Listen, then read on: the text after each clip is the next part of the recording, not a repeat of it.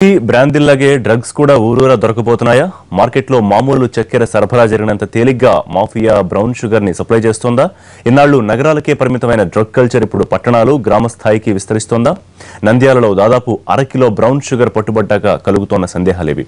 మత్తు మాఫియా సరికొత్త సవాల్ విసురుతోందన్న విషయాన్ని గ్రహించారు పోలీసులు.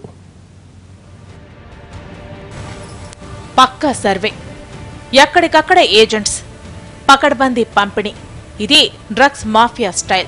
గతంలో డబ్బున్న ఏరియాలో కొంతమంది కస్టమర్స్ ను తయారు చేసుకుని వాళ్ల ద్వారా గుట్టు చప్పుడు కాకుండా సరఫరా చేసుకునే మాఫియా ముఠాలు ఇప్పుడు కార్పొరేట్ స్టైల్లో సర్వేలు చేసుకుని మరీ బిజినెస్ ను విస్తరిస్తున్నాయి.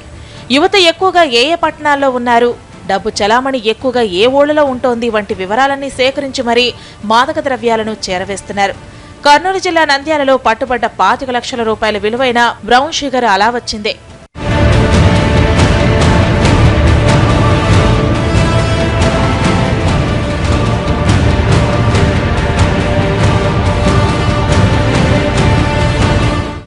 కర్నూలు జిల్లాలో నంద్యాలకు మంచి బిజినెస్ సెంటర్గా పేరుంది.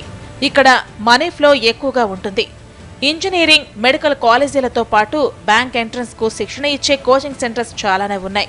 దీంతో యువత పెద్ద సంఖ్యలో ఉంటారు, వచ్చిపోతుంటారు. ఇక్కడి నుంచి ఇటు గుంతకల్లుకు, అటు గుంటూరుకు రవాణా సౌకర్యం బాగుంది.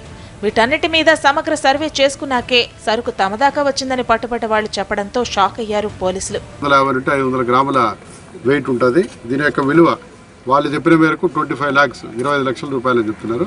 ఇది ఇంకా పెరిగేటువంటి అవకాశం ఉంది. దీన్ని ఎందుకు తీసుకొని వస్తున్నామని చెప్తే వాళ్ళు చెప్పినటువంటి సమాచారం మేరకు వీళ్ళు ఇచ్చినటువంటి 5 మంది తెచ్చినటువంటి హైదరాబాద్ నోటు తీసుకొని వచ్చినారు కార్లో. ఇది చాలా విలువైనటువంటి బ్రౌన్ షుగర్. ఇది వీళ్ళ ద్వారా మిగిలినటువంటి వాళ్ళకి చేరి వాళ్ళ నుండి ఎక్కడికి పోతుంది, దీని వెనక ఇంకా ఎవరో రాస్తుంది అనేది కేసు నమోదు చేసుకుని వీళ్ళ మీద దర్యాప్తు చేస్తున్నాం.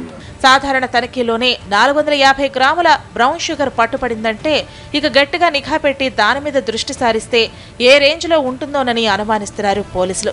డ్రగ్స్ ఎక్కడో పెద్ద నగరాలు, హై సొసైటీ జనానికి అందుబాటులో ఉంటాయని ఇన్నాళ్లు అనుకున్నామని, కానీ ఇప్పుడు అభిప్రాయాన్ని మార్చుకోవాల్సిన అవసరం ఉందంటున్నారు విద్యార్థులు. ముఖ్యంగా అభివృద్ధి ప్రాంతాల్లో, నగరాల్లో, సిటీల్లో ఉన్నటువంటి డ్రగ్స్ చివరకు అట్టడుగు ప్రాంతాలైన రాయలసీమ ప్రాంతంలోకి వచ్చిందంటే ఇది ఎక్కడి నుంచి వచ్చిందనేది కూడా అధికారులు గుర్తించలేని స్థితిలో ఉన్నారు.